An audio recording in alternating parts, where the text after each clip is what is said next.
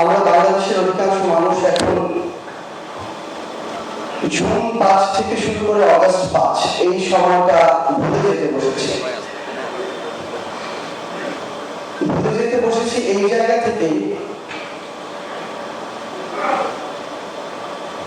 যে এই বাংলাদেশে আমরা এখনই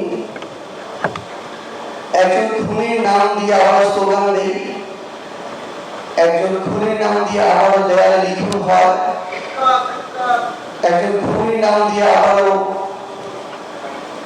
দেশের বাইরে থেকে অনলাইনে শত শত মানুষ ভিডিও কনফারেন্সে যুক্ত হয়। আমরা আসলে আমাদের দিকের মধ্যে এত ন্যূনতম পর্যায়ে গিয়েছি, যখন এই বিষয়গুলো নিয়ে কথা বলা এখন শুরু করি, আসলে ভিতর থেকে যে আবেগ কাজ করে, এই আবেগে অনেক কথা এখন আমরা প্রকাশিত হতে চায় না।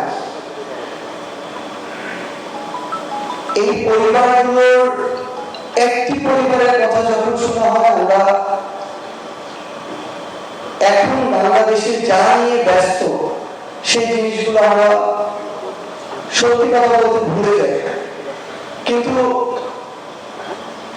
এখন এই বাংলাদেশের যে চিত্র, মানে কিছু জিনিস বলতে খারাপ শোনায়, কিন্তু আমরা আসলে মানুষ হিসেবে হয়তো এখন খুব ভালো করে উঠতে পারি, জাতি হিসেবে এখনো স্বার্থের বাইরে বের হতে পারি।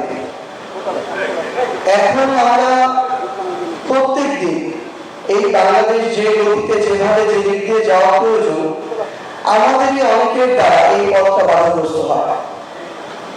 আমরা সকলে আমাদের জায়গা থেকে একে দোষ দিই, ওকে দোষ দিই, এ চক্রান্ত করছে, ও চক্রান্ত করছে বলি, কিন্তু আমাদের অনেকেই এই সিস্টেমগুলো যে কারণ দিয়ে বাধাগ্রস্ত হয় সেই কারণগুলো সৃষ্টি করছে।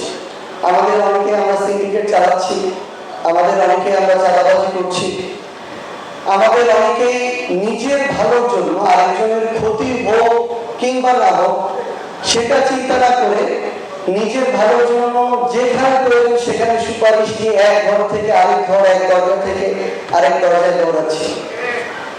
আমরা নিজেদের স্বার্থ নিয়ে এতটাই ব্যস্ত যে এখানে দেশের কি হলো, মানুষের কি হলো, এগুলো চিন্তা করা আমাদের সময় নেই।